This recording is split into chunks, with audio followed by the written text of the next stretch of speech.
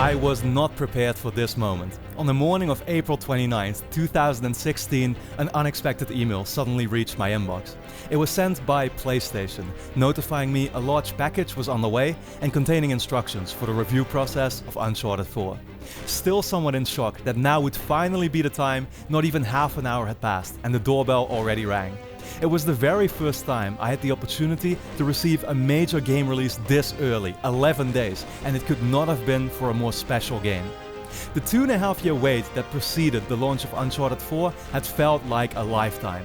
I kid you not, over 100 videos had been uploaded to my channel in the meantime, reacting, analyzing and speculating over every bit of news we got. All of it seemed to culminate in the One Last Time countdown series, where for 40 days leading up to launch, tens of thousands of you tuned in every day, getting collectively excited for this grand finale of our favorite series. It had been a rocky road arriving at this point.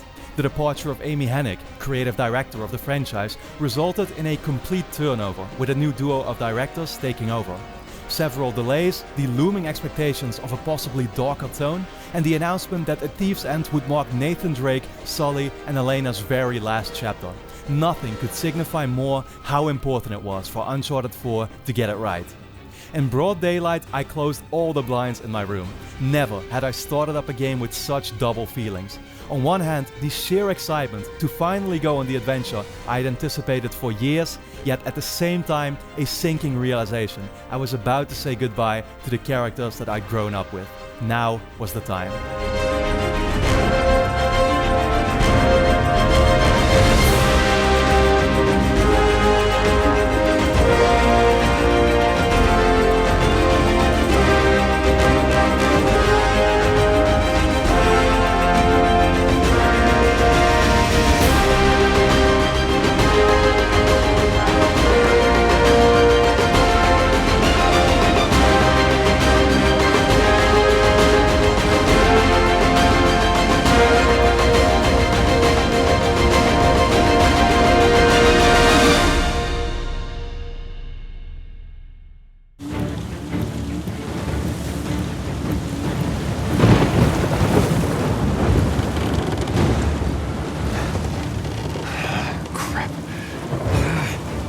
This is really not good.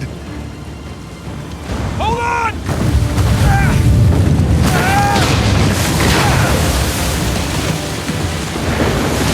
Nathan! They're gaining on us! I know! We'll crank it! I'm going as fast as I can!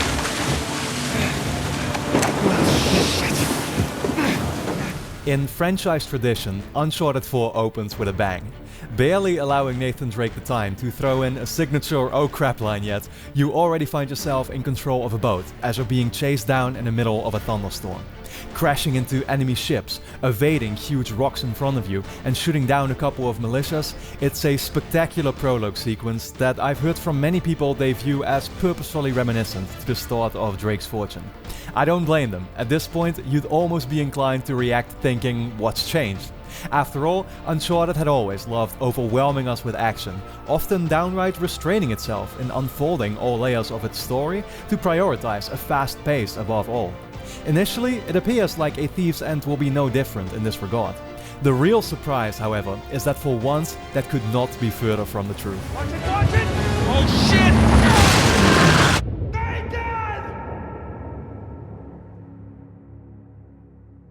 Nathan?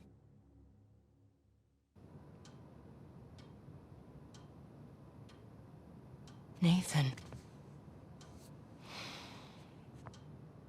What are we gonna do with you?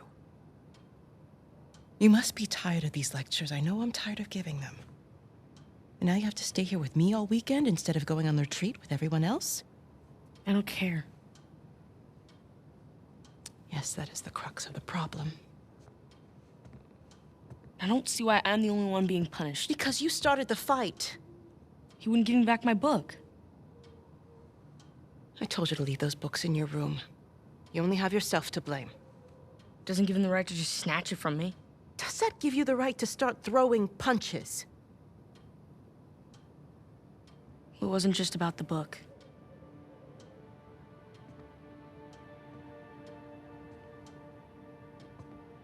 What was it then?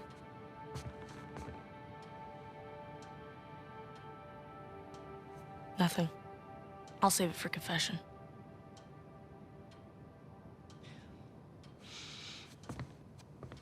No matter what I try, you seem insistent on going down the same sad road as your brother. What a waste. As the final chapter in this series, Uncharted 4 had a daunting task ahead of itself. To figure out a way in which it could one-up itself one last time before waving us farewell. Prior adventures had already left us with some absolutely unforgettable moments, hanging from a derailed train in the Himalayas, opening up the gates to Shambhala, falling out of an enormous plane and landing in the Rub al Khali desert, just to name a few.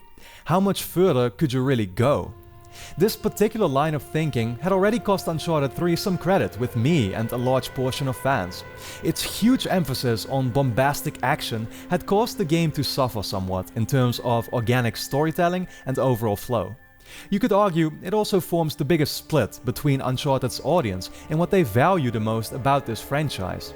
On one hand, there are those who've always viewed it as the playable Hollywood blockbuster experience, with over-the-top set-piece moments that had you constantly wondering how Nathan Drake could make it out of the next encounter alive. But in my eyes, focusing so much on this particular aspect would be entirely downplaying what had always made Uncharted so great. There was a much bigger reason I myself fell in love with this franchise. In the end, it was never about the treasure or the obstacles in our way to get there. At the heart of Uncharted were Nathan Drake, Sully and Elena, the relatable cast of characters I connected with on such a deep level. Not to come off as selfish, but what I love about Uncharted 4 is that it seems like it was made for fans like me. What I needed was closure for the characters that had meant so much to me in all these years. We'd been left off with several questions regarding Drake's past, his identity, and where abandoning his obsession with treasure would leave him off. Uncharted 4 in itself became that character tribute, answering those last questions and placing a larger focus than it ever had on the relationship between those characters we knew, loved, and some who we yet would come to. Chapter 1 shapes these much more accurate expectations.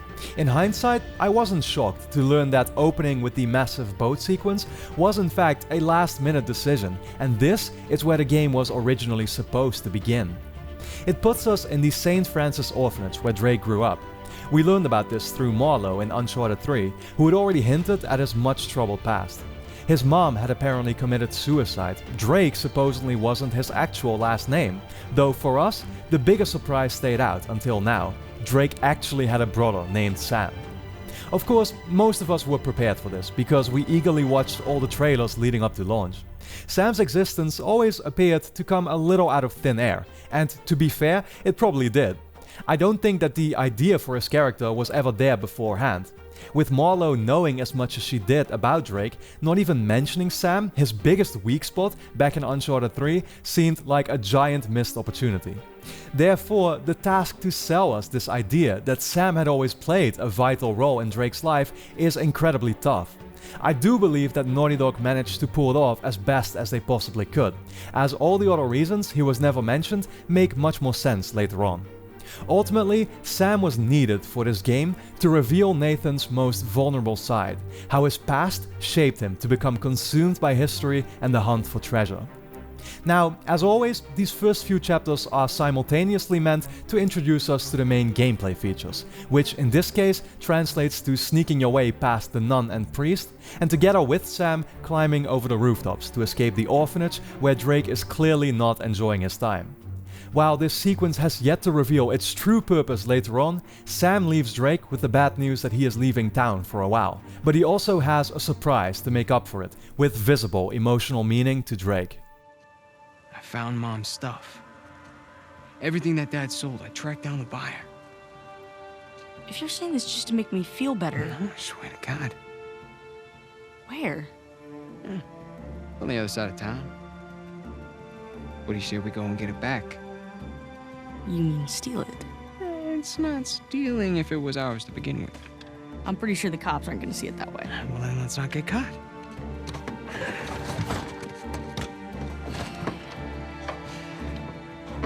You ready for this? Hell yeah.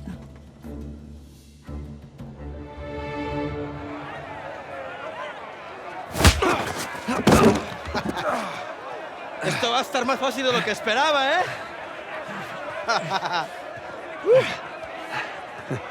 You're gonna have to do it better than that, pal. Acabemos con esto. Let's go. Without any given explanation, we suddenly find ourselves in a prison setting, utterly confused about the where, when, and how we ended up in this place. It's what I absolutely love about Uncharted 4 and the ways it clearly matured in its direction and approach to storytelling. Things are no longer told so cut and dry. It takes carefully paying attention to understand the full scope of what is going on, and anyone who does will get rewarded in ways unseen in the series before. After Drake gets himself into a brawl and ends up in the hole, you're woken up and forced to follow a guard named Vargas. Drake looks visibly younger, immediately raising questions in me whether this took place before any of the other games. That's when Vargas mentions you're in Panama, tying the scene to a most subtle throwaway line in Drake's Fortune, where Drake had told Elena that she'd clearly never been in a Panamanian prison before. I do have to admit that the fanboy that I am, I remember already making the connection in my head mere minutes into the scene, and this was simply confirming it. But it is far from the only mystery that slowly gets unraveled over time. Taking us outside of the prison walls, we're exposed to an impressive view of an old cell tower, and that is where Vargas reveals not only how he's part of the plan, but well, that he wants in. You were told not to open that. Yes, I was also told not to take bribes, not to bring anyone here, and not to beat on my inmates. But here we are. Just be careful with that. It's 300 years old.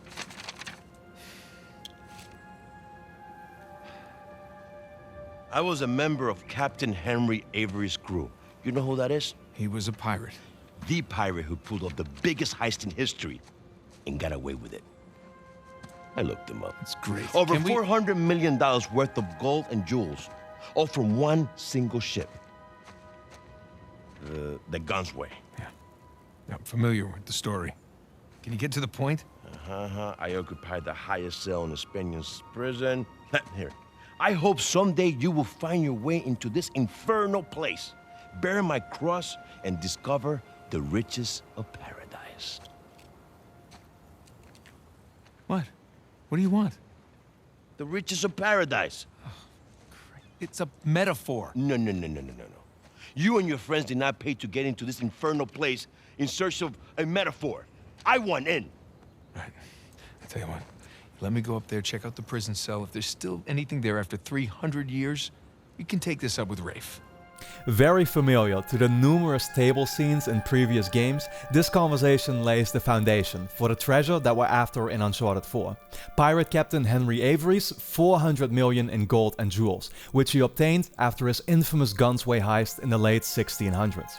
Apparently, Drake is undertaking this operation with a group of people, led by a guy called Rafe, who he refers Vargas to. At this point, the amount of information thrown at us is almost overwhelming, making me believe it is all the more impressive how Uncharted 4 succeeds in making us able to maintain overview. We're finally let loose to climb up the tower, where behind a specific stone in the cell lays a hollow cross. Somebody already seemed to have obtained whatever had been hidden in there, and so only mildly optimistic, Drake makes his way back, withholding his discovery from Vargas. Back in the prison courtyard, Sam appears to be present too, and we get a few more hints about their current situation. Drake apparently does not like Rafe. He calls him a rich asshole and mentions how he and Sam are the only ones who actually know what they're doing, and thus should be going at it alone. Rafe then finally appears on screen, and it becomes clear he indeed does not possess the same level of knowledge, unable to understand what information the cross communicates. It's a crucifix, not representing Jesus, but Saint Dismas instead. There is a Saint Dismas Cathedral in Scotland, where Avery was last sighted, and thus that appears to be where the trio should be headed next. Unfortunately, Vargas ends up finding out that they withheld this information from him, giving them one last chance to make a deal. Thank you.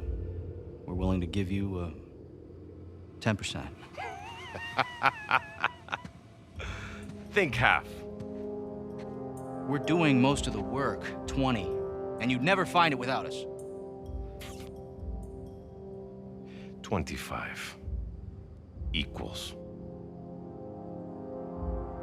25. Does that sound fair, guys? It's suppose I can live with that. Sure. I mean, 400 million divides nicely by 4. Looks like we have a deal. Yes, we have a deal.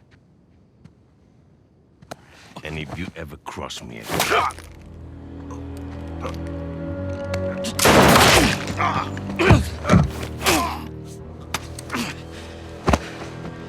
Jesus. That's that. Are you out of your goddamn mind? You want to find out? Guys, what are we doing here? We're sticking to the plan. Was this part of the plan? Just follow me. Come on. Come on! The word is finally out. Rafe is a lunatic. Rather than resolving the situation diplomatically and betraying Vargas again later, like I am sure both Drakes would have suggested, he stabs him to death while the three are still stuck between prison walls. As all the alarm bells start ringing, there is no choice but to escape now, triggering another classic encounter only Uncharted could feature. Another cool way in which Uncharted 4 stepped up its dynamic storytelling is how we can actually perceive what the personality of some characters are like through subtle encounters in gameplay. For example, as you're trying to make your way out of the prison, you already learn about Rafe's selfish attitude by the way he forces himself up ladders before Drake even can. At one point, he literally abandons the two, though he does help them rejoin him when the chance arrives. But at this point, I myself remember awaiting the scene that was inevitable. We knew that for Sam not to be present in the 3 games that would take place in the future, his death had to be imminent, and thus it finally happened. Sam! Come on! I'll pull you up! I got you!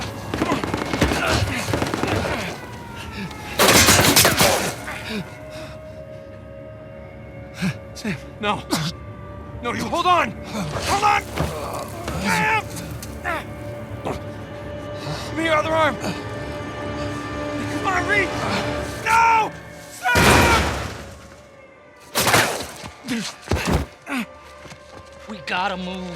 Oh, no, he's still down there. No, he's gone. Come on, the boat's just beyond the wall. No, I can't.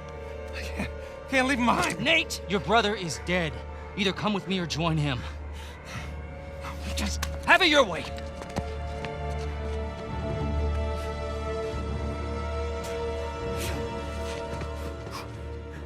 Drake is left with no choice but to abandon his seemingly dead brother. He escapes and jumps into the ocean. The stage is set now, and we are ready to pick up where we left off 15 years later. What unexpectedly follows up though is the most amazing intro sequence that evoked so many emotions in me, resurfacing and letting us relive the precious memories of our previous adventures. A last version of Nate's theme starts playing, striking the perfect balance between inevitability, sadness, yet fulfillment and finality. 4 main installments, 10 years of history, now would mark the beginning of a legendary journey coming to a close.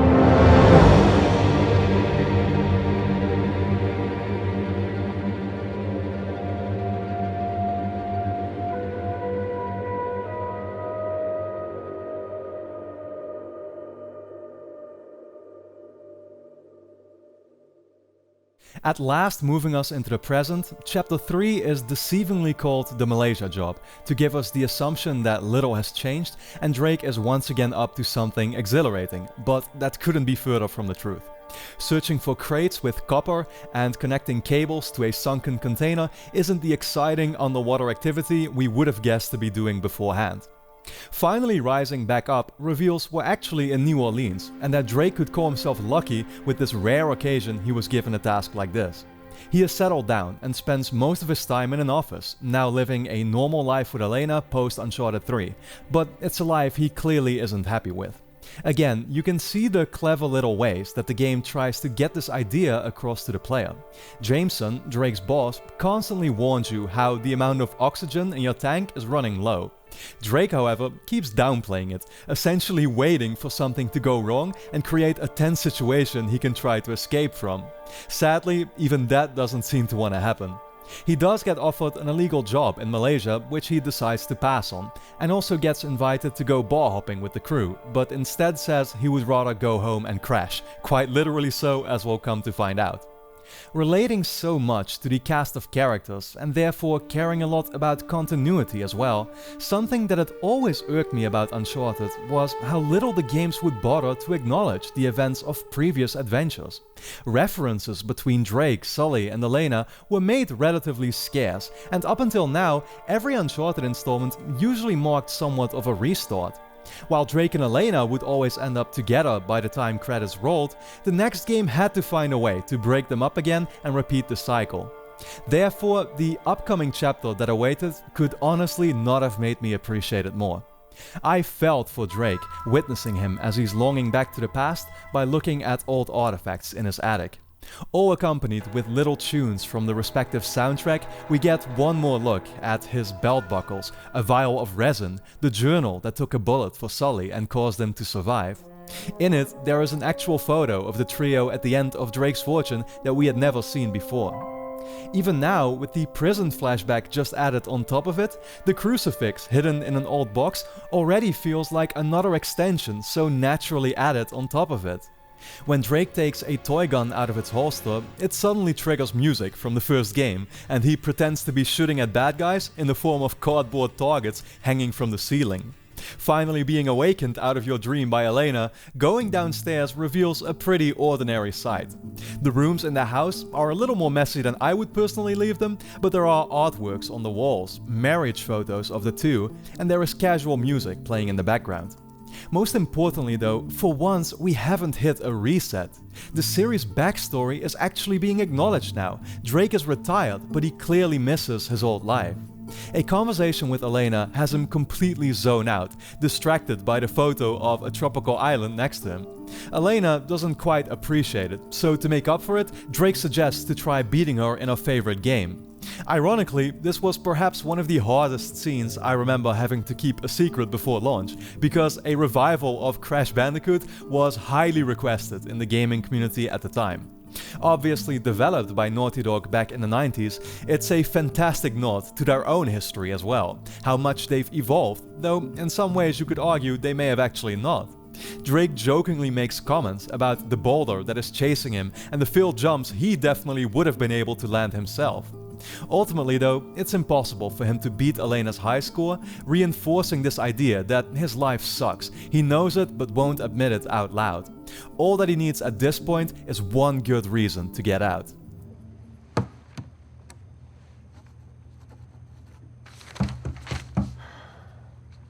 We're not open yet.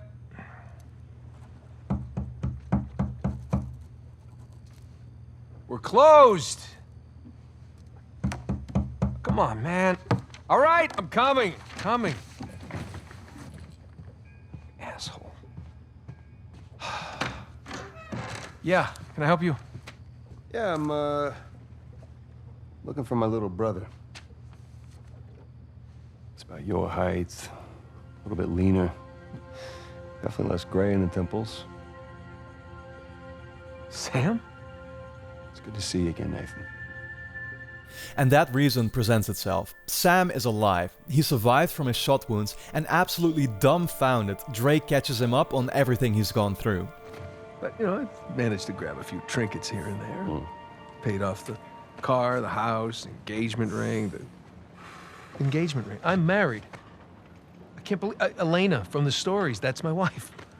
You gotta come meet her. Tonight, dinner, at my place. You're coming to dinner. I can tell her all about you. Shit, I gotta tell her all about you. Nathan, I'm in a lot of trouble here. What? In turn, the story Sam tells Drake is a frightening one. We are unexpectedly placed in his shoes, where together with his cellmate Hector Alcazar, an infamous Mexican drug lord, he escapes the prison. In his last year locked up, Sam apparently told Hector all kinds of stories about Henry Avery and the large treasure he was on the brink of finding.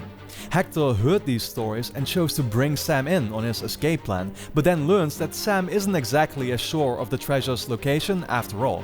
In return, he threatens him with an ultimatum. 6 months. People are lazy. They always ask for more time than they actually need. 3 months. 3 months is a... 3 months. Half the treasure. Can you do it? Say it.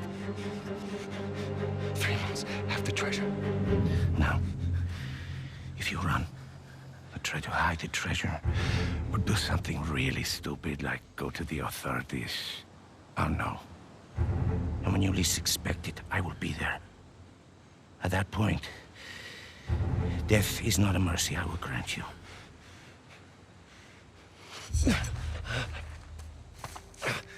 Although initially showing hesitation, Drake ultimately sees no alternative but to help Sam out. Hearing that his brother is in such big trouble is obviously not something to be sneezed at, but there is, of course, a second motivation at play here.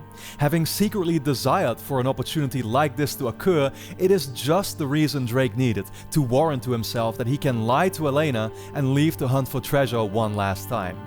Doing so, this finally ends Uncharted 4's very first act. It's a certainly lengthy, but in my opinion amazing and much needed setup for the adventure that is about to unfold. Yeah, listen, you're not gonna believe this. Jameson just walked in here with the permits. Yeah. I know, but it's like I'm gonna take that Malaysia job after all.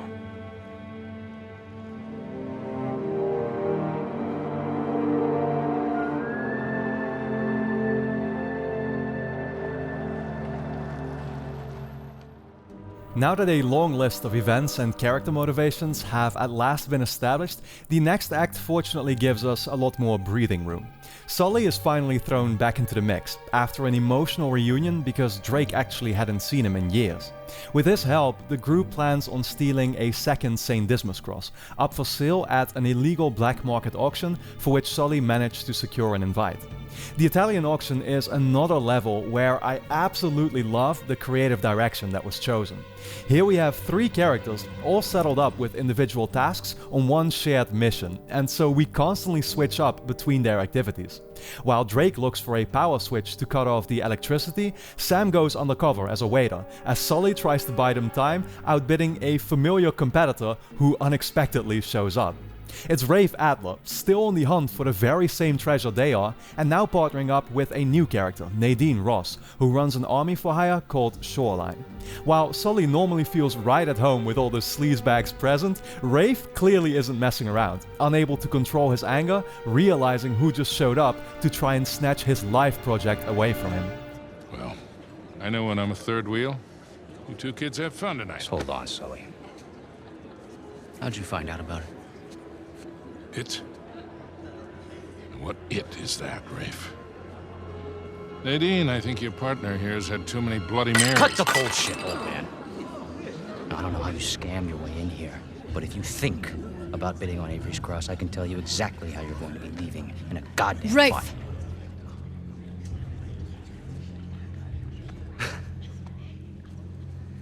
Well, you get my point. Lovely seeing you both. Nate? Nate? God damn it, kid, where the hell are you? But thankfully, everything works out in the end. Nate, Sam and Sully escape from the estate with the cross in their possession, despite a close call encounter with Nadine and being chased by dozens of security guards. The trail initially sends them back to Scotland and then Madagascar, sections mostly focused on gameplay. Now, speaking of gameplay, you'd be remiss to ignore the many advancements Uncharted 4 actually made in this regard compared to its predecessors. Of course, the basics like platforming, gun combat, stealth and puzzles are still there, but more than ever before, Naughty Dog found clever ways to expand on these elements, making them much more advanced. First and foremost is obviously the grappling hook. It became by far the biggest game changer, allowing you to use it not just to make it from one platform to another, but also in puzzles to move objects around, or in fights to get the drop on an enemy who definitely hadn't seen you coming. While it doesn't make much sense that Drake never used it in previous games, I guess you simply always have to suspend your disbelief somewhat. It's a video game where certain gameplay advancements can break that immersion sometimes, but it was more than worth it if you'd ask me, seeing how much variety it added to Uncharted 4. But the grappling hook was far from the only addition. A few of Uncharted 4's chapters feature a significantly more open layout. You have full control over a car to drive your way around and step out of at any time. Fights are bigger in scope, some even entirely optional. While previous games often made the promise that stealth could be used to skip entire fights, the reality was much different. Uncharted 4 finally fixed that. With an impressive amount of them, you can actually surpass entirely if you're being careful enough. Now, perhaps the biggest challenge in adding all of this is trying to keep the spirit of the franchise intact. This series was always known for the dynamic dialogue between characters, who always react so naturally to even the smallest encounters in gameplay. And go. And no.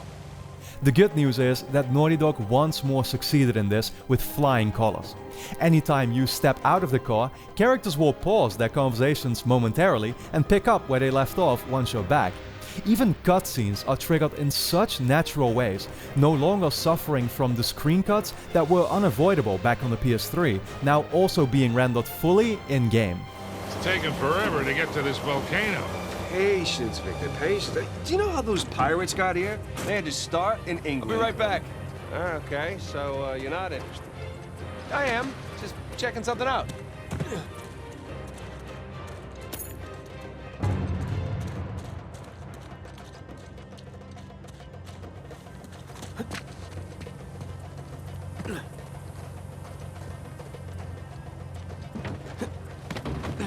All right, all done. So, as I was saying, do you know how those pirates got here? They had to start in England, sail to Brazil, then cut back across the Atlantic to South Africa, and they figured all that out with paper. Shit, stop, stop! I see him.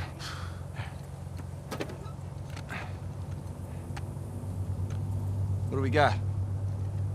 Military types poking around. Nadine's guys? Yep. Son of a bitch. Yeah. Looks like they found an old colony outpost. But the wrong one, right? That's the good news. That means it's bad news. The only route to the volcano is straight through them. Oh, shit. We do have the drop on them. What's the play here, Nathan? Just follow my lead. And honestly, I could go on and on. From the level design that accomplishes to unconsciously steer you into certain directions, or offers multiple pathways to get to your destination in fights, which I dedicated a video to last year. There is the addition of environmental puzzles, where it's up to you to use sliding slopes and boxes to your advantage. Little touches like the winch attached to the car, which you don't just secure to a tree by pressing a button, but you actually have to walk around first. Really, it's these small details that make all the difference if you'd ask me. Not just in gameplay, I already mentioned some within the story that I can only appreciate. Here is another one, Drake's old-fashioned approach to technology. People who paid attention should have already noticed by now that, unlike the rest of the characters with modern equipment, Drake actually has a flip phone. He didn't know how to start up Crash Bandicoot either, because he clearly seems to despise technology. As Sully holds his GPS in the air to try and receive reach, Drake immediately loses his patience and takes out a map, frustratedly pointing out how paper never loses its signal. His aversion towards technology even proves him right in the end. Rafe ends up hacking their phones, and I think Drake honestly couldn't be more relieved finally getting to destroy the phones they carry with them. Now, as far as story goes, the main events here relate to Avery and the discoveries about him that they make. Along with another pirate, Thomas II, it appears that Avery was recruiting people for something. The cross was an invitation, the caves in Scotland a test before allowing other pirates to find him in Madagascar. They are sent to find the next clue in one of 12 towers near a volcano, and ultimately manage to pin it down to 2 of them, so Drake and Sully decide to split up from Sam. It sends them to a clock tower in the middle of a marketplace, where surprisingly, Drake somehow causes the massive bell to collapse, and the two find coordinates for what they figure out is actually Libertalia, a legendary pirate colony that has never been found. With such a massive discovery at their fingertips, Drake feels more alive than he ever has. Escaping the marketplace ends up in the biggest set piece of the entire game, a classic convoy chase that is more dynamic than ever. Hanging from a truck on top of a river, sliding through mud and shooting people down, jumping from car to car, the adrenaline rush you feel as a player is nearly as large as what Drake must have been feeling himself. After his car makes a 360 and catches fire, and he flees the scene on the back of Sam's bike with an armored truck on their tail, it's supposed to represent the high point of the adventure. Drake has completely forgotten the original purpose of his quest. He is dead set on the treasure now, and so it has to come and bite him back.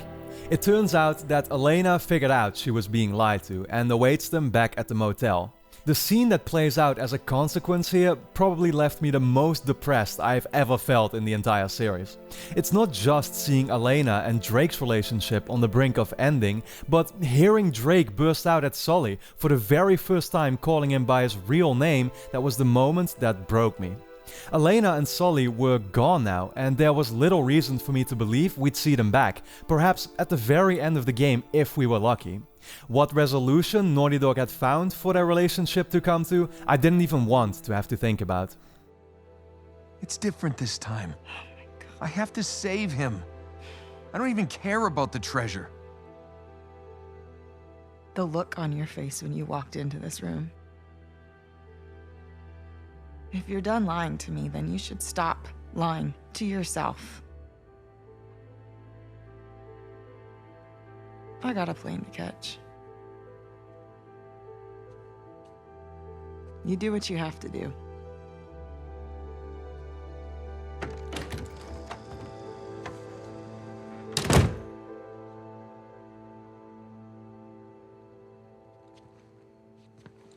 Hey, what are you doing?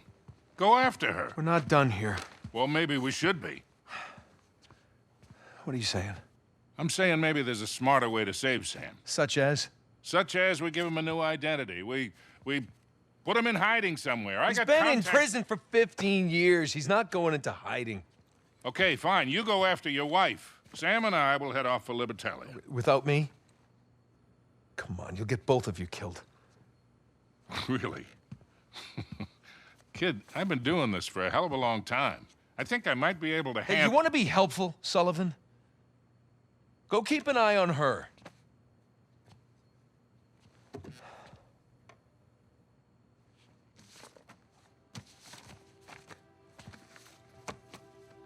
Whatever you say.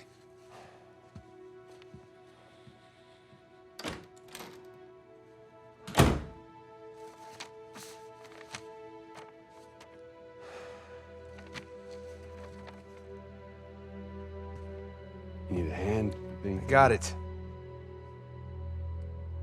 Let's go pack your bags.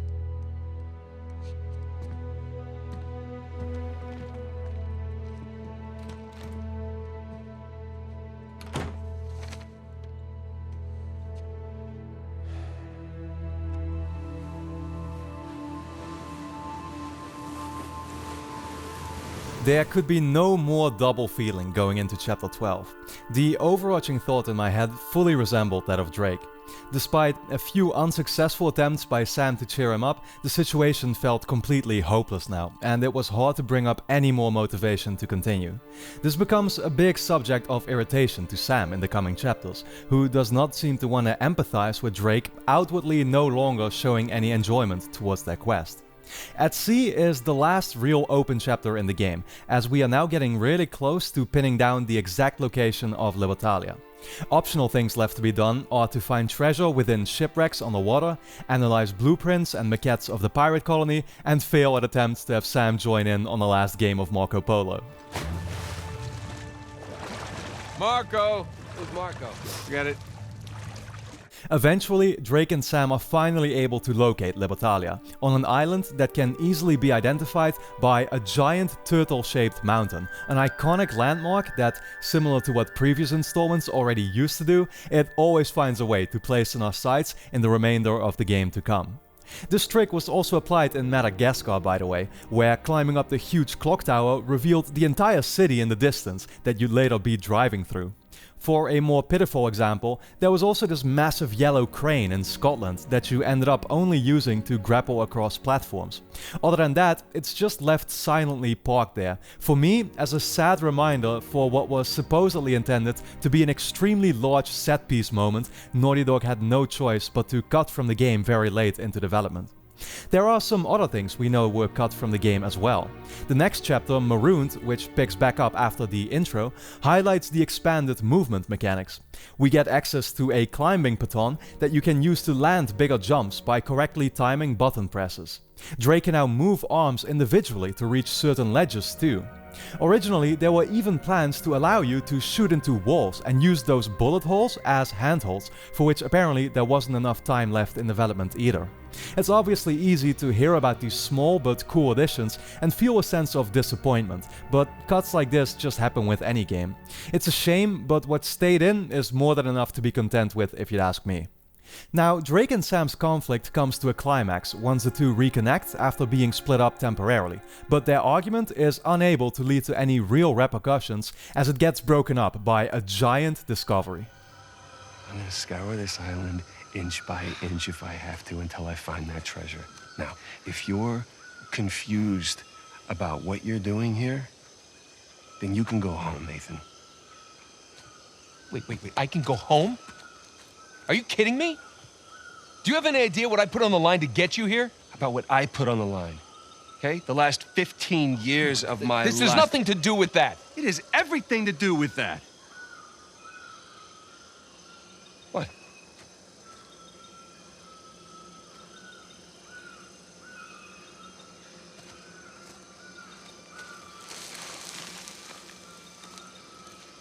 Holy crap.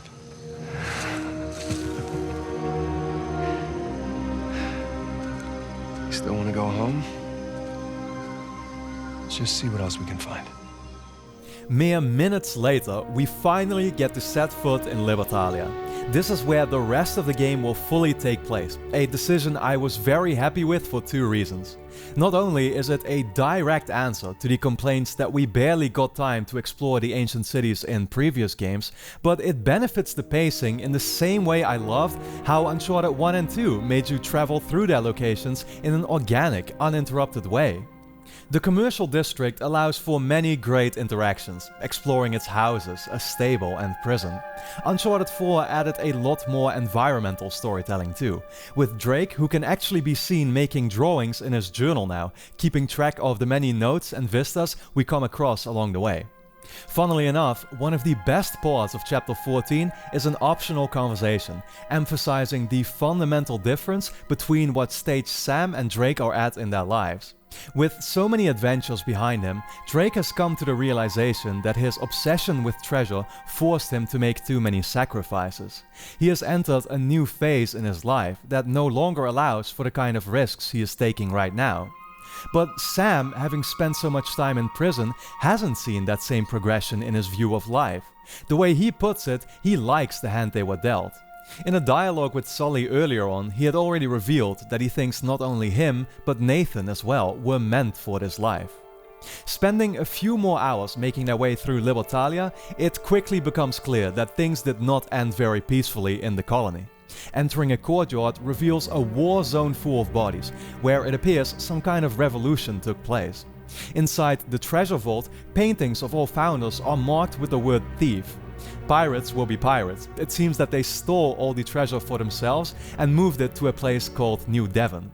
Heading off for their next objective, the game suddenly hits a whirlwind of events and no longer seems to want to let up.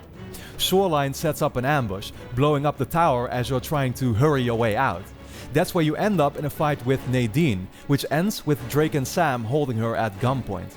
Up until now, there had never been any real eye-to-eye contact between Rafe and his former companions yet, but now that he finally shows up, it allows for their first direct confrontation since their time in Panama. Out of absolutely nowhere, the game pulls a major surprise on us. You want to find Avery's treasure? We'll help you find it. And in exchange, I let you live? Yeah. That and a small cut. The gauchos on this guy. Just enough to get him his freedom, okay? His freedom? Nathan. Yeah. He did hard time. Our time. And the guy who broke him out, Hector Alcazar, he owes him a lot of money. Whoa. What the hell are you talking about, Nate? Hector Alcazar died in a shootout in Argentina like 6 months ago. I'm the one that got Samuel out.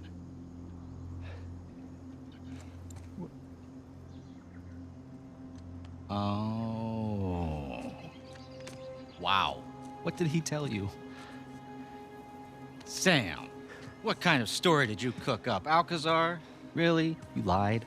You lied to your baby brother? We're wasting time. Just a second. Thing is, Nate, I never stopped looking for Avery's treasure. I just kept running into these dead ends. And then I hear that our dear old Samuel Drake, an authority on Avery, is alive and somewhat well. There was no breakout. I bribed the prison warden, and your brother, he just waltzed right out the front gate. He spent the last 2 years tracking down a second St. Dismas cross. You know what? He did it all with me. Oh. Oh, yeah? No, that's bullshit. Oh. Sam, care to refute? Nate. Oh, Sam. Jesus, no. Listen, Avery's treasure was ours. It was always ours. I left my life for you. In November of 2013, Uncharted 4 had been announced through a short, mysterious trailer, panning over a map and overlaid by the voice of a new character who clearly had it out for Drake. In the original story of Uncharted 4, Sam was coming to take revenge on him after being left to rot in prison by his brother 15 years ago. However, merely 6 months after its announcement, Uncharted 4 saw a major development overturn. Amy Hennig, Uncharted's creative director, together with Justin Richmond, initial game director, left the studio along with much of the game's original cast. This had included Todd Stashwick, who had voiced the trailer I just mentioned and was supposed to be playing Sam at first. With much behind-the-scenes information leaking through to the public, Uncharted fans, including myself, became aware that the first trailer would no longer accurately portray what the game would end up being. The real question became how much of it would be left intact. For this very reason, suspicion about Sam's role as a character had always remained. Surely there had to be some other angle to explain his sudden appearance out of nowhere, and a lot of people were waiting to see if his character would still turn out on the opposing side of Drake after all. Neil Druckmann and Uncharted 4's other writers found a different solution, one that I think worked very well and the game at this point had naturally built up to. As I already mentioned, the biggest difference between Drake and Sam is that Sam never moved on. He had been imprisoned for over a decade, and finally cut loose, all he could think about was to get back into the ring. He wanted to hear from Drake about his experiences and catch up on all their lost time together in the only valuable way he could think of. It does by no means excuse his extremely selfish move, of course. He had heard where Drake currently stood and decided that the only way to make his dream come true would be by deceiving him. Hector Alcazar threatening his life was one big lie, and to me it was almost disappointing realizing we wouldn't get to see his menacing performance again. But the lie worked by having us play through his actual made-up story, and that's what counts. Drake may have felt responsibilities now, he may have entered a new phase in his life, but in reality he still wanted the same thing Sam does. When you really think about it from Drake's angle, hearing the story about Hector Alcazar should have at least left a few question marks behind, but that's the point. It's a story he didn't want to bother questioning because he never wanted to consider the possibility he was being lied to. This was also his opportunity to get out there again. But to me, it is the layered storytelling that Uncharted 4 occasionally reveals that is the true cherry on top. Only upon a second playthrough, certain scenes suddenly take on a whole new meaning. For example, there was a cutscene back in Scotland already, where the two brothers overheard a conversation between Rafe and Nadine. It's the suggestion Sam made to Drake that on your first playthrough you don't even bother to think twice about, but now suddenly brings Sam's deceptiveness to a whole new level. You've been wanting to level this place ever since we got here. No! I wanted to steal that cross long before it ever even made it to that auction. The same auction where I couldn't have my men around to deal with any surprises. The auction was the cleanest way to get the cross. But instead of going with my gut, I listened to you. And now we have competition. Oh, well, I didn't think he'd show up. Or maybe you wanted to draw him out. Why the hell would I do that? Because you think you need him. And maybe you do. Point is, I'm done trying to do things the clean way. If the treasure is here, we'll find it.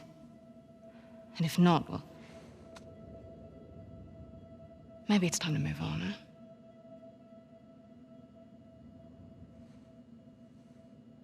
Hey. It's not personal. Of course. I'll let you know if anything turns up.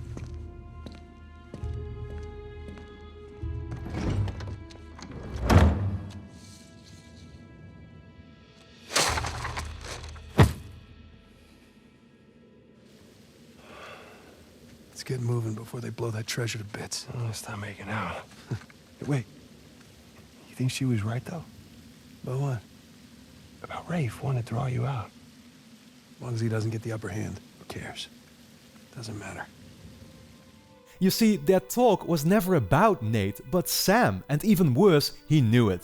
He was the one who had betrayed Rafe after working with him for years, and worried that the conversation they overheard would now get Nate to develop doubts, he decided to plant the idea into him that they were talking about him. Simultaneously, it enhances Rafe's character motivations as well. Nadine had exposed him. She had figured out that Rafe waited to get the cross at the auction to draw Sam out because he needs him, which is obviously a huge hit to his ego. It's why Rafe slowly grows averse towards Nadine, and we could see it now already in how he was willing to play with her life when she was held at gunpoint. These are those little silver linings to the writing of this game that when I mention them, I know many hardcore fans tell me to this day they had overlooked them entirely. It's why I cannot stress out enough that the writing of Uncharted 4 is on a level way beyond its predecessors and most of what you'll find in gaming even today. The revelatory encounter ultimately ends with Sam taking a bullet for Drake, who falls off the cliff and ends up separated again. It's teased that he is found by Elena, and that's where we jump back to continue the flashback narrative from the very first chapter of the game. While not a particularly fun one to go through on a second and later playthroughs, Chapter 16 is the missing piece of the puzzle that Uncharted's fanbase had been waiting for. We finally get our answers on the backstory of Nathan Drake, what it is that really drives him, and how his made-up connection to Sir Francis Drake came to be. Exploring the huge mansion of a collector, we find out that Drake's mom, Cassandra, worked for this old woman who is called Evelyn.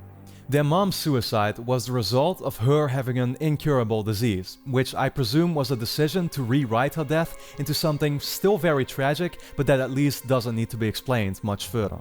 It was Cassandra who had made it one of her life's projects to find the coffin of Sir Francis Drake, who she believed had heirs, unlike what history tells us.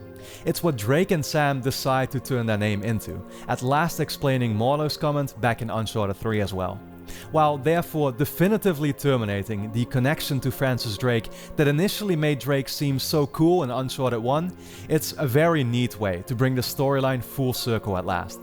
Drake and Sam are forced to escape from Evelyn's mansion because she suffers a stroke just when the cops arrive.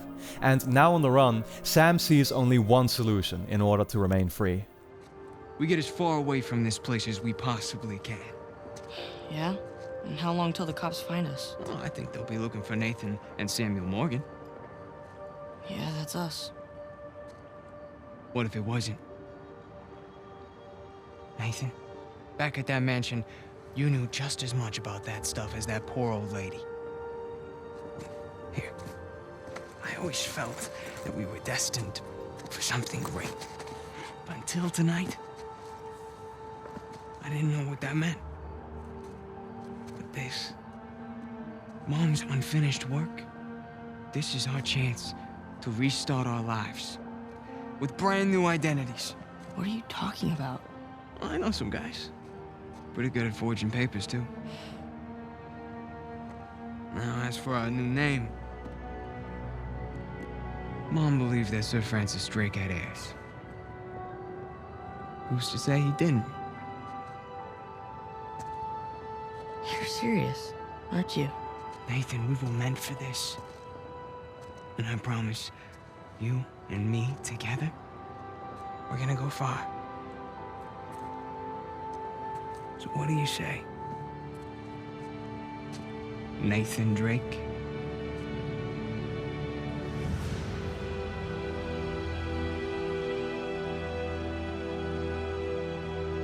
And everything changed after that. You know, we became explorers, adventurers. Mostly thieves. Ow. Okay, just hold still. You know, for a while, it felt like, you know, if we weren't taking turns going to jail, it was because we were in jail together. And after I lost him, or after I thought I lost him,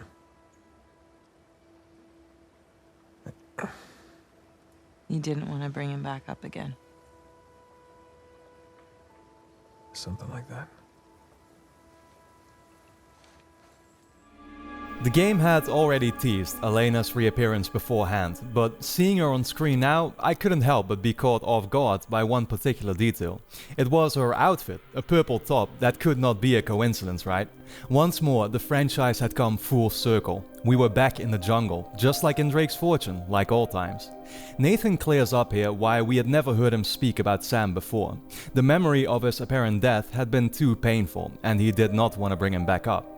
Back in their youth, the two would constantly find each other, switching places between prison and freedom, which I assume was a line added in to explain why we saw Drake traversing the streets of Cartagena alone in the Uncharted 3 flashback. Finally putting all cards on the table, it's a lot for Elena to process, but their relationship now still has a chance to be repaired. That being said, they'll have a long ways to go before fully being able to work things out. Elena makes it evident that she is still very angry and almost hadn't come back this time. Despite several attempts from Drake in the hour to come, she refuses to give in on his disguised compliments. Once you make your way up a wooden elevator, she confronts Drake that he should have been honest with her so they could work things out together, but Drake just cannot seem to find the right words to reply.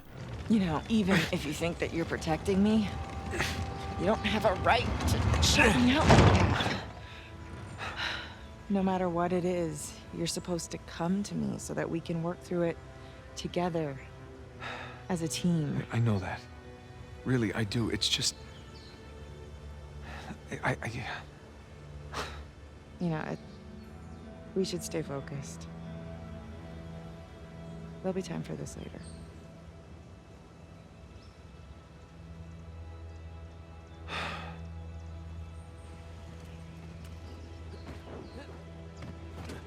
Next stop, New Devon.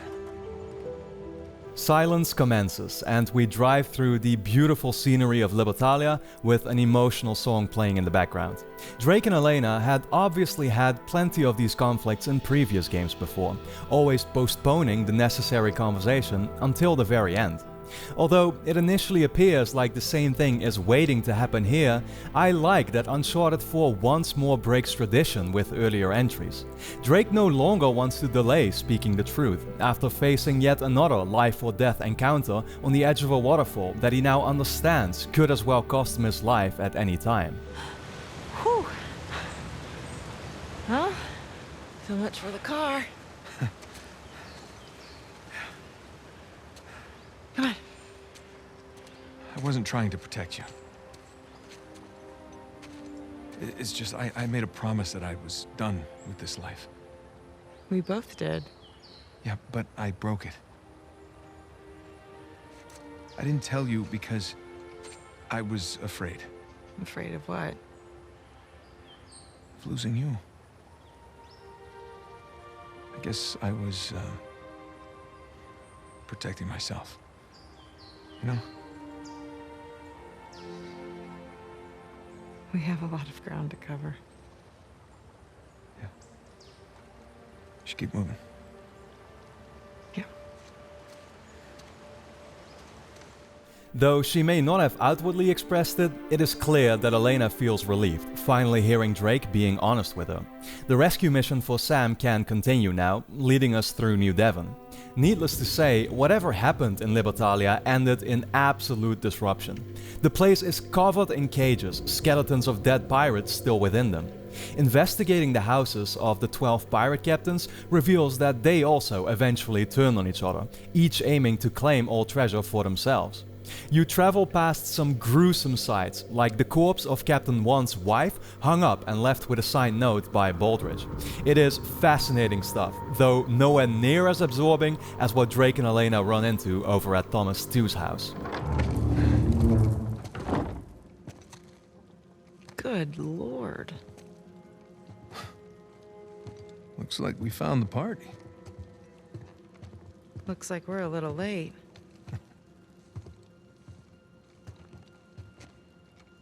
Hey, Nate. Check it out. It's another sigil.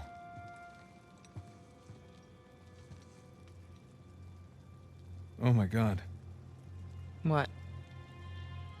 It's them. Elena, these are the pirate captains that founded Libertalia. What the hell happened here? Well, I'm no forensics expert, but I would say bad drinks? Apparently. So what was this? Some kind of wealthy pirate suicide cult? Yeah, not likely. Not these guys.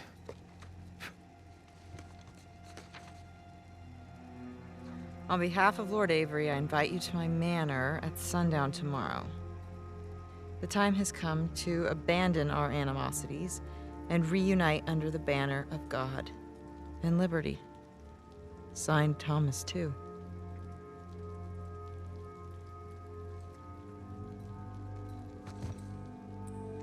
What do you bet? Thomas 2, Henry Avery. Looks like our hosts didn't stick around to clean up their mess. Well, that wasn't very gracious of them. Okay, so these guys sparked a full-scale revolt when they claimed the treasure for themselves. Now, they took care of the colonists, but then they had to deal with each other. And I'm guessing things got pretty messy.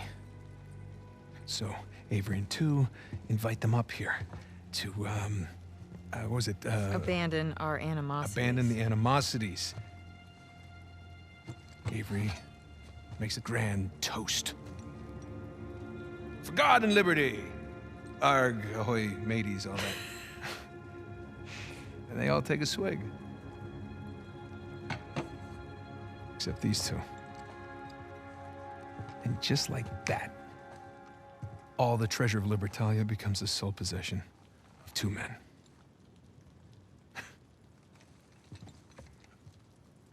These are some of history's greatest pirates, and they all perished in an instant at this very table. It's incredible.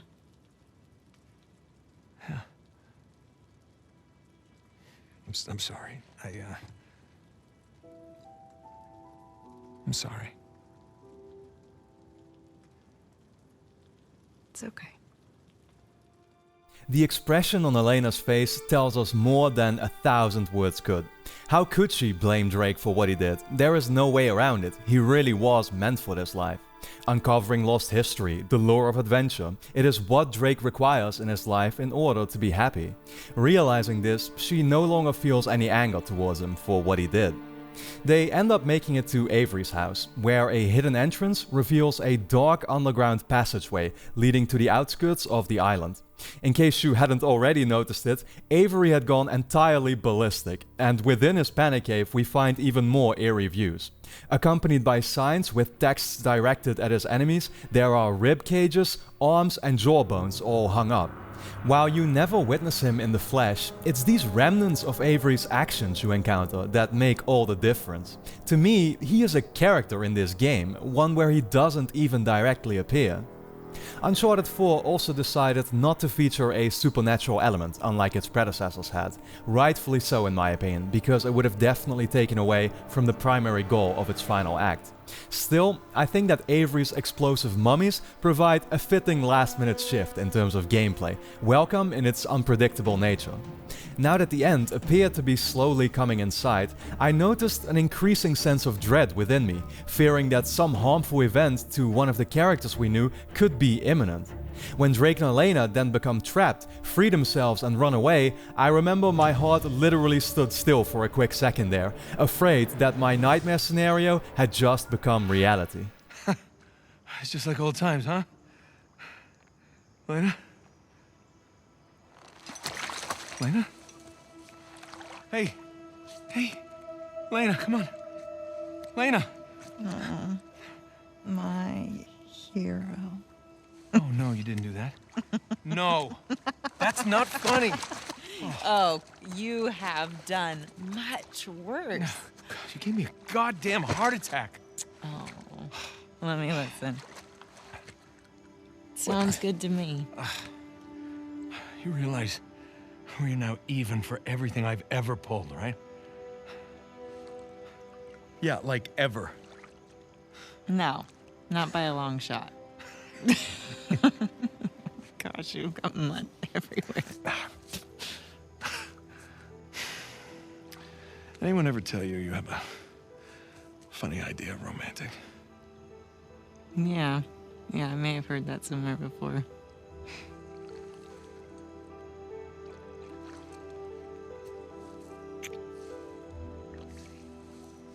Good talk. Good talk. That's gotta be Sam. Come on. But the 180 that Elena pulls accomplished to make my own expectations for the rest of the game follow the very same course.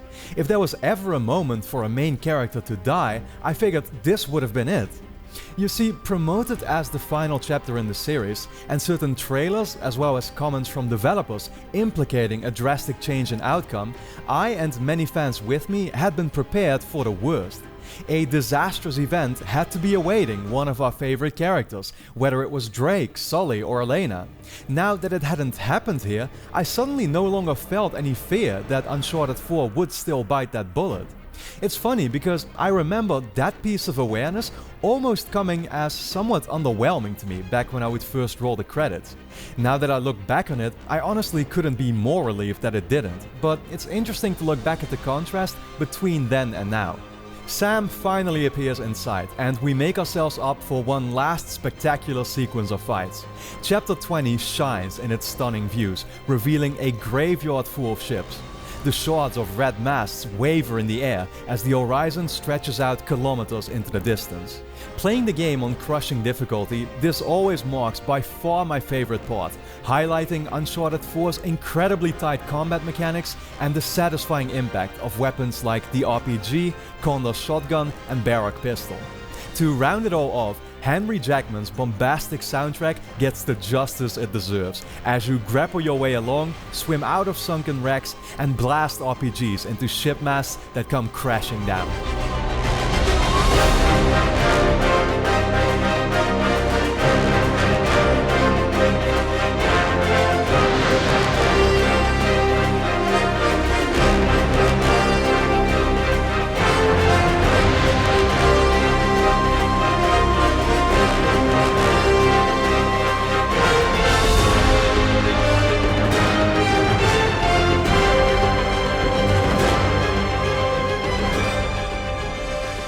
As the very last set piece of the game commences, there is a transparent comparison to be made that I think will be lost on many players. Running towards the camera, Drake is chased on foot by an armored truck. It's a near mirror image of the Crash Bandicoot level we played at the beginning of the game, complete with crates uncoincidentally placed in your path. I view it as Naughty Dog acknowledging its history, showing how far as a studio they've come, yet how in all those years, some things will also never truly change. Rescued by Sully just in time, the group of four is finally reunited. Sam makes an attempt to start a much needed dialogue with Drake, who wants to delay the conversation as there are other priorities to deal with first. Which way? On the beach, other side of this town. Okay. Good, I hope all that ruckus didn't attract any attention. Whoa. Sorry. What are we doing? What do you think we're doing? We're getting the hell off of this rock. Right, we could do that. Or we could head in that direction, which is a shortcut. Shortcut to what? To Avery's treasure. Oh, wow. I mean, Rafe's got to go all the way around, but we can just... Screw Rafe. Hey, Victor, with all due respect, maybe just leave this... You just don't know when to quit. Look, we're all here for the same reason, right? Right? We didn't come after the treasure. We came after you. And I appreciate that. I do. But we're good. And we've got the lead for now. We can do this. Nathan, come on. Huh? Look around. Okay? Avery scuttled every last ship on this island. You know why? Because he was hell-bent on keeping his treasure. Exactly. No matter the cost to the others around him. Because he didn't want anyone to follow him. Because he was leaving. Look at this. Okay, I found his map of the island. Okay? That's his ship right under that mountain. That's where our treasure is. And it is exactly where Rafe is headed right now while we stand around here and argue like idiots. What if he's already left the island and his ship sunk somewhere out there in the middle of the ocean? Then we find out where it got sunk. Oh, boy. How long we been chasing this thing, huh? You and me. No offense to these guys. But they don't get it. Actually, Sam, they do. They really do. Okay. Trust me, they've seen this kind of obsession before. Sam, we're not those kids anymore. We're not. And we got nothing to prove.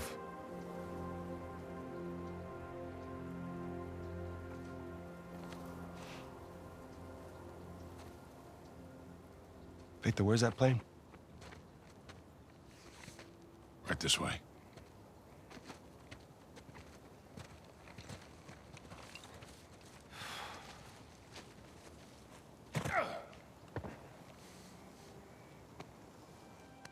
It's a fantastic speech, long overdue, that to me symbolizes the key difference between Uncharted 4 compared to all the entries that came before.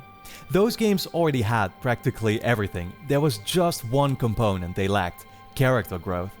As the final game in the series, Uncharted 4 was allowed to openly embrace it. Drake has finally let go of his own past, sharing the very same lessons with his own brother that the 3 games before had taught to him. This development in their relationship over the course of the entire game, however, is not exclusive to them alone. The bond between Drake and Elena changes in how they learn to come to a resolution for both of their preferred lifestyles. It also does between Sully and Sam, who start off not trusting each other, but over the course of the adventure grow more accustomed to each other, to the point of even partnering up. And lastly, it happens to Rafe and Nadine, who start off as loyal partners, even teased as potential lovers, but who grow apart more with every step closer to the treasure. For as impactful as Drake's words ultimately are, Sam still refusing to come along feels almost as an insult. He flees, desperate to see it through, but on a regretful note. Some tendencies just stay a part of human nature. Sam still can't seem to fully let go. With no choice but to save him from getting himself killed, Drake also ends up separated and has to track him down alone. Now, maybe I'm just looking into things a little too much, but I find it almost poetic how all of Uncharted 4's last chapters appear to be individually paying tribute to the main gameplay systems the series has known as well. Chapter 17 let us drive around in a Jeep one last time, abruptly putting an end to our joyrides once it tumbles off the waterfall. The next one presented a final opportunity to end a combat scenario in complete stealth, encouraging you actually, by placing the entire area underwater. Avery's passageway contained the closing puzzle in the game, where you carefully treaded over wooden platforms that could blow up if you weren't paying attention enough. Chapter 20 represented the culmination of explosive action. Fights had never been this large in scope, and we finished with a last scripted set piece. Now, before heading for the ultimate boss fight encounter, Uncharted's final primary gameplay element receives its moment of glory in the penultimate chapter 21, which is platforming. Heading into the giant turtle mountain, where the treasure had been located all along, you're required to pull off some highly extreme jumps. Drake scales his last large rock with the view of Avery's ship beneath you, and there is even an occasion that requires you to use the grappling hook twice in succession, which is the craziest stunt Drake has ever probably performed. Finally approaching the objective, the contrast couldn't be starker, because for Drake, surrounded by all the gold and jewels in the world, it has no priority whatsoever for him anymore. Sam triggered a trap. The ship has exploded and we find him unconsciously cornered between the floor of the ship. With the villains showing up, Nadine finds a moment to abandon both Drake as well as Rafe, who had threatened her to come along. She leaves them behind with the words that those obsessed with the treasure get what they deserve. She can see it just like we can, with the discovery of Avery and 2 skeletons serving as a physical reminder. Rafe won't let that get in the way though. He picks up one of their swords and forces Drake to do the same.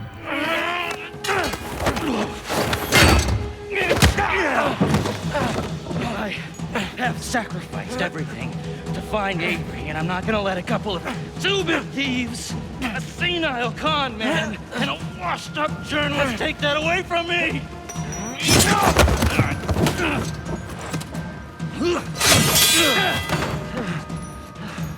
You care about that parade of losers so much. I'm going to make sure they join you. On guard, dickhead. That's the spirit. What makes Rafe one of the best villains of the series by far is that, to a point, his motivations aren't black and white. Obviously, there is no denying he is in the wrong for wanting Drake dead out of jealousy, but what he reveals is that it's his lack of recognition, never being able to accomplish the same greatness, and now being so close that drove him to this point. Rafe appears literally consumed by anger over all the stories about Drake that he had to endure in the last decade of his life. He himself was always just sitting there, stuck in Scotland, digging and digging around Avery's cathedral and never turning up squat. I'm sure that finally discovering a lead after such a long time, but then figuring out that your greatest rival and his brother who just betrayed you suddenly come in to compete with you must have broken him. Therefore, again, his frustration is more than relatable. It's the other lives he wishes to destroy for his own sake that is not. Ultimately, this is the weakness for which Drake is left with no choice but to bring him down.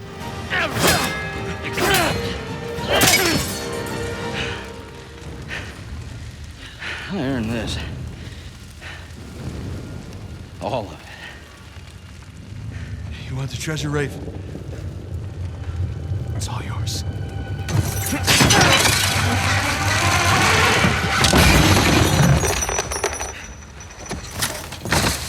Holy shit.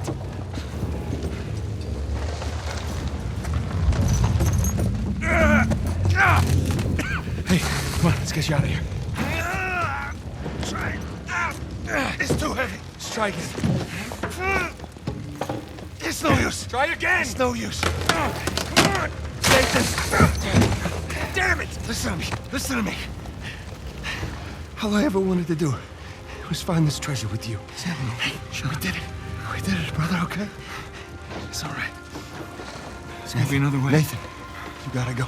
There's gonna be some. You gotta go. This Thompson. There is no other way. Come on, Nathan. I gotta know you made it out all right. Nathan, and the whole place is about to blow up! That's it. That's it! What the hell are you doing? You stress me. Damn it. Just get your head down.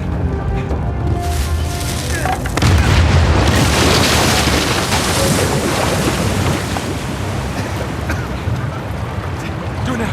Come on.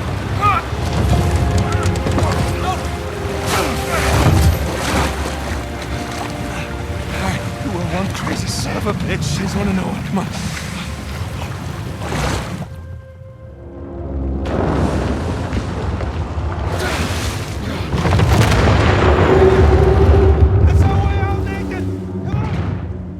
Swimming out of the caves with the realization that this last adventure was now coming to an end, I remember that to me it felt a little bit unreal.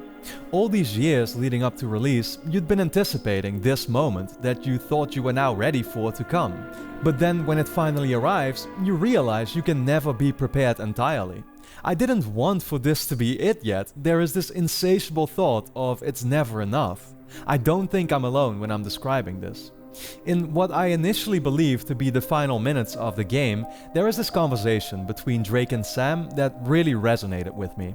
It's like Sam almost perfectly encapsulates that feeling of many players, the feeling of emptiness, and that as thrilling as the next adventure may be, in the end you'll never truly feel satisfied.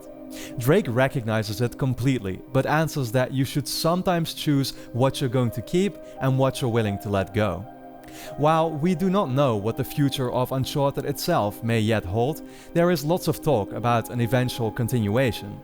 5 years already behind us, I find myself not necessarily against the idea, but honestly afraid to let that appetite guide my thoughts. There are few game franchises that can evoke this deeper connection, let alone that are given a chance to conclude like this.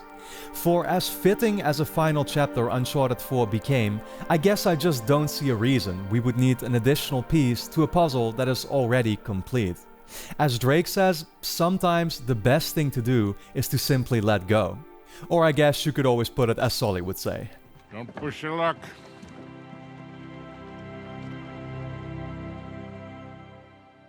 After an Uncharted 2-esque ending, where Drake and Elena find an in-between solution to that problem by buying James and Marine and making plans to turn it into their own archaeological enterprise, an unexpected epilogue starts up. We are back playing Crash Bandicoot, but this time as a girl you quickly figure out must be their daughter years into the future. Drake and Elena are living their perfect life, right next to the sea, and with the inevitable dog, Drake promised Sully to call Victor, but they appear to have no choice but to call Vicky instead. There are notes from Sam and Sully, and dozens of magazine covers of DNF Fortune's numerous discoveries hung up on the wall. In search for Drake and Elena, Cassie, who is obviously named in memory of Drake's mom Cassandra, finds a large cabinet that reveals many of the treasures they found in an even earlier life. With Drake and Elena finally ready to tell her the full story, we leave on a nostalgia-inducing set of photos, laid on top of a book displaying the now renowned quote, "Sic parvis magna, greatness from small beginnings." You know what? The sun is up, boat's ready, wind is just right. You want to continue the story? I say we do it on the water. Come on. Well, wait, what'd Francis Drake look like? Was it gross? Actually, he wasn't in there. Yeah, just his journal, with a map to El Dorado. The City of Gold? That's the legend. Turns out it was just a statue. A cursed statue. No way, seriously? Yeah, seriously. But I'll get back to that later.